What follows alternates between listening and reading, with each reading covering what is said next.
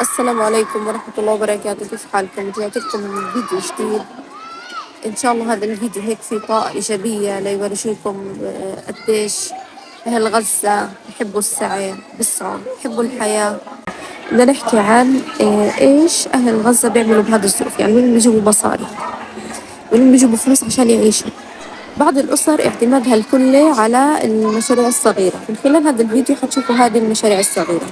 أول حاجة في ناس أي مساعدات بنستلمها ومش محتاجينها ببيعوها.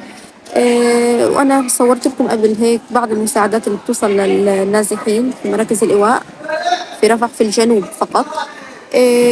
حسب لكم الرابط في صندوق الوصف إن شاء الله اللي حابب يشوف الفيديو. فهذه أول شغلة، أي حدا عنده مساعدات زيادة ببيعها عشان يقدر يحصل فلوس ويشتري الأشياء اللي بيحتاجها. ذاكرين الفيديو لما صورت لكم جولة في خيمة النزوح، في وحدة من خواتي قلت لكم بتحط أواعي في كيس وبتنام عليهم زي مخدة. فالمرة هذه أمي اشترت لها هذا الحاف ديباج، أكيد مستلمينه من المساعدات، وعملته مخدة. هلقيت تشوفوا كيف عملته مخدة. بالموارد المتاحة بدنا ندبر حالنا وبدنا نعيش غصب عنهم، وربنا يعجل بالفرج وينصرنا ويفرج كربتنا يا رب العالمين. هذه أمي بتعمل لنا المخدة زي ما انتم شايفين، وهلقيت بفرجيكم إياها بالصورة النهائية. فمن الموجود جود، يعني هيك في المثل الفلسطيني، الموجود جود، وإحنا حسب الموارد المتاحة نحاول ندبر حالنا بأقل الإمكانيات. طبعا ليش إحنا ما بدنا نشتري مثلا مخدات أو فراش تاني أو ما بدنا نكتر أغراض معنا، لا سمح الله لا سمح الله خايفين ننزح، يعني ربنا ما يكتبها علينا ننزح مرة تانية، والنزوح معكم أغراض كتير صعب. يا لطيف يعني في مكان نزحنا منه وسبنا كتير أغراض، فربنا يعجل بالفرج، وبنحاول نقلل قد ما نقدر. طيب في كمان حاجة حتشوفوها، في بعض المساعدات وصلتنا اللي هي إيش مستلزمات كورونا، وخلصت كورونا فبعتين 3 شحنات فيهم مستلزمات كورونا. ما بعرف هذا الشرشف لشو كانوا يستخدموه، بس المهم إحنا جبناه وبنستخدمه كأنه شرشف للأكل. والأحلى هذا البرنص شايفينه اللي كانوا يلبسوه، هذا لباس كورونا. الناس اكتشفوا إنه هو ضد المية، بدفي، فالكل صار يشتري، خاصة الشباب والبياعين في السوق صاروا يشتريوا هذا اللباس ويلبسوه بسعر رخيص طبعا. هذا انتوا بتعملوه ولا شارية بتجيبوه؟ والله مصر مصري؟ مصنع. هذا الراجل ببيع حلقوم زي ما انتوا شايفين. المحزن في الموضوع انه الصغار ما بيعرفوا يشتروا ولا حاجة الا هذه الاشياء البسيطة من المشاريع الصغيرة اللي هلقيت حتشوفوها. الأطفال مصروفهم يعني شيكل وبالكتير 2 شيكل، ومع قعدة الأهالي يعني 4 شهور وما يزيد، ما في حدا يعني بيشتغل، فيدوب يوفروا مصروف شيكل، بيروحوا على هذه البسطات ليشتروا منها، وأحيانا الشيكل ما بيجيب لهم أي إشي. شايفين هذه الخدمة؟ وزن نفسك بشيكل. تحسوا الإنسان الفلسطيني عنده إبداع في طلب الرزق، ما فيش حدا بيركن، أي مورد متاح عند الفلسطيني بحاول يستغله ويكون مصدر رزق له ولأولاده. وهذه الخدمات الأغلب اللي بيكون أو البسطات، يعني هو هلأ ما فيش مولات ولا سوبر ماركتات ولا حاجة، فالأغلب كله عنا بسطات نشتري منها. الأغلب الموجودين على هدول البسطات أولاد صغار، إما هدول أولاد أبائهم شهداء أو جرحى أو يعني ما بيقدروش يشتغلوا. للأسف إنه الطفل الفلسطيني بدل ما يكون في مدرسته أو في الملعب بيلعب أو متهني زي أطفال العالم، يتحمل مسؤولية أكبر من مسؤوليته بكتير. شايفين هذا الطفل اللي بيكسر الخشب يا عمري، يعني يمكن يا دوب يمكن 13 سنة بالكتير، بحطب بيشتغل بالتحطيب. حسبنا الله ونعم الوكيل، يعني أتعب الصغار والكبار، ما حدا ضل يعني إلا اتعبوا. حسبنا الله ونعم الوكيل. مش مش إنه ما كانش في بيع حطب قبل الحرب، كان في بس قليل ونادر، يعني إحنا لشو كنا بدنا نستخدمه. أما هلأ لكل إشي صار إشي أساسي. يعني آخر يعني قولوا مثلا 3 أسابيع خف مع بدء دخول الغاز. هذا الخشب طبعا أنواع كتيرة، زي هذا الخشب مش عارفة شو بيقولوا عنه. بيعملوا منه مناشر وبيعملوا منه الخيم. وبكملكوا إبداع الإنسان الفلسطيني ابتكار مصادر رزق. شايفين هذه. بيجيبوا يعني تنكة أو أي شيء حديد. وبيحطوا فيه نشارة الخشب، بيشتريوها وبيضغطوها كتير كويس، وبعدين بحطوا على الوجه طينة، وبيكون هيك في فتحة من النص، وبيولعوها. فهاي وبعدين بيبيعوها، بتقيد يعني زي هذه مثلا، هذه كبيرة بتقيد 3 ساعات 4 ساعات. هذه صغيرة شايفين، علبة فول فاضية، نفس الفكرة. عفوا، نفس الفكرة هيها وهي مشتعلة. إذا عجبكم محتوى الفيديو بتمنى تشاركوني رأيكم، تكتبوا تعليق، تشتركوا بالقناة، تشاركوا الفيديو مع أصدقائكم. وراح أحط كمان رابط حساب الإنستغرام بصندوق الوصف. هذا كمان كملكوا إبداع الفلسطيني. شايفين هذا الكوز المعلبات، كوز بندورة، أو كان هذا فيه خضار، ففتحوه هيك عملوا فيه فتحات عشان نولع فيه نار. فأنا كنت بشوفه ممتاز وأحسن بكتير من ما كنا نقيد هيك، يعني بس نحط أحجار ونقيد نولع نار.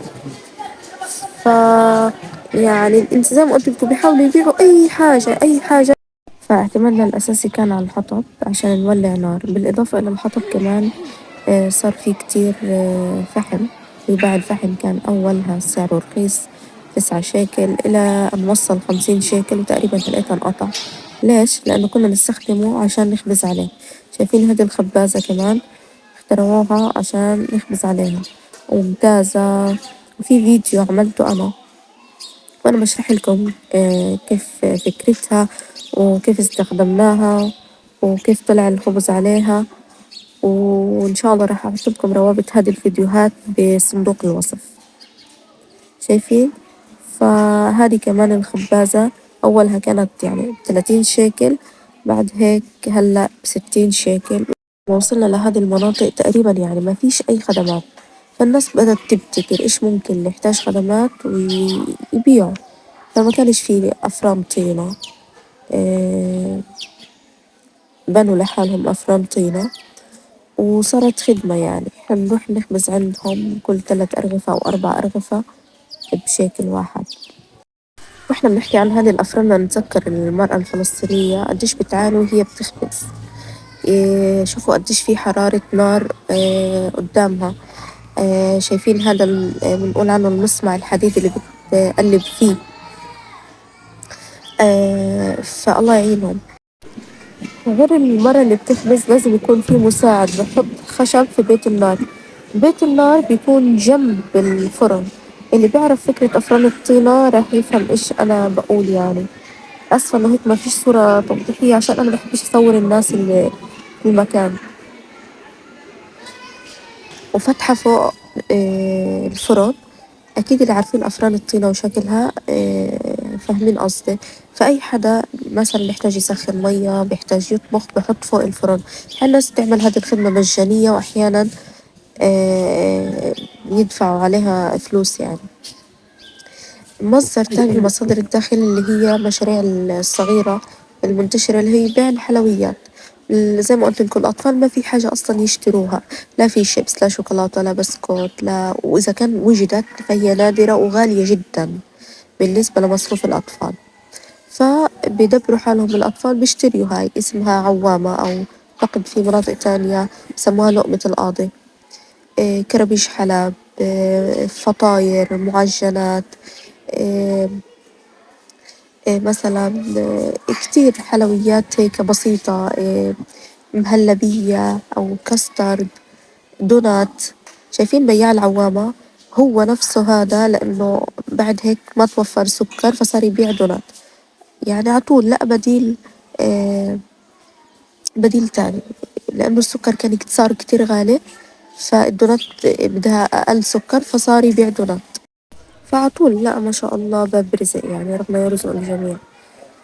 آم، سبحان الله في هذه الأيام أكتر إشي بنتذكر وبنفتقده الأمان، ويعني كما قال الرسول صلى الله عليه وسلم: من أصبح آمنا في سربه عنده قوت يومه فقد حيزت له الدنيا بحذافيرها، أو يعني كما قال الرسول صلى الله عليه وسلم. فنعمة الأمن وفي كمان جزء من في الحديث معافى في بدنه، فنعمة الأمن والصحة والغذاء نعمة سبحان الله. يعني يمكن إحنا بنكونش حاسين بهذه النعم إلا لما نفقدها. فيا رب لك الحمد دوما وأبدا، ونتذكر إنه دايما نحمد ربنا في السراء والضراء. هاي برضو من المشاريع الصغيرة الموجودة اللي قلت لكم منتشرة، هي جوز هند ونوع من المكسرات. في عندنا مكسرات أولها يعني، هذا أعتقد ما تبقى يعني في غزة، فبيعملوا هيك مشاريع صغيرة. لكن تقولوا أنا أشتري لوز بزر، لا مش موجود. في كمان هذه الغريبة، مش عارفة بس أعتقد هي بس زبدة وسكر وطحين. آم، أعتقد موجودة في البلاد العربية، يعني هيك زي البيتي فور أو البسكوت. بيشتري الطفل هاي الحبة بشيكل أو قطعة الدونات بشيكل. فهيك هذه المشاريع الصغيرة كمان مناسبة للصغار عشان يشتري. تخيلوا كمان معاناة، يعني إحنا ماشي بنشوف طفل ببيع أو رجل ببيع، بس مين بيعد هذه الشغلات، سواء الدونات أو الكرابيج الحلاب أو الغريبة أو أي حاجة، إلا الأميات يعني. فغير حمل البيت ومسؤولية الصغار في هذه الظروف الصعبة كمان مضطرين يتحملوا تعب إعداد هذه المشاريع الصغيرة. لعدم توفر الكلينس كمان بتلاقوا كتير بسطات فيها بياعين بيبيعوا الكلينس أو المحارم، وما في عنا محارم. المحارم هيك هذه بتصلها هيك لفات، مش عارفة من وين بيجيبوها ولا شو مصدرها، وإحنا بنضطر نقصها. يعني شايفين هيها أختي شارية هاي المحارم لفة دائرية هيك بتكون، وبتقصها هيك قطع صغيرة. من الخدمات كمان حتلاقوا في الطاحون اليدوية على الإيد، بيطحنوا الناس فلفل فلافل، بيطحنوا الكيلو تقريبا 2 شيكل ونص أو يعني 3 شيكل. خدمة تانية كمان، الفلافل نفسه، قلي الفلافل 3 أقراص بشيكل. الحمص موجود كان يجي بالمساعدات، فالناس استغلت هذا الإشي وصار موجود. خدمة كمان نقل المية للخيم، بيروحوا هم بيجمع مثلا 20 قلم مية، بيروح على المحطة بيعبيهم كلهم وبيجيبهم للناس. في كمان خدمة شفتها أنا، شايفين هذه الصورة، صورة الخياط. في خياطين للأحذية وللملابس طبعا، لأنه ما في نشتري ملابس زي قبل أو أحذية زي قبل، مش متوفر.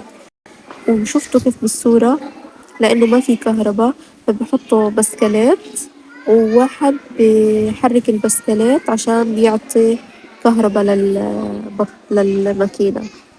حابة أختم بآيات من آل عمران.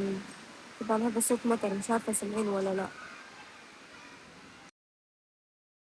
الذين قال لهم الناس إن الناس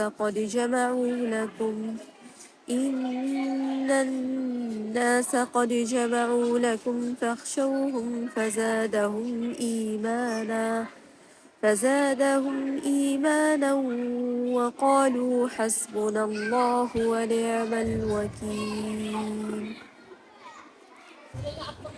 فانقلبوا بنعمة من الله وفضل لم يمسسهم سوء واتبعوا رضوان الله والله ذو فضل عظيم.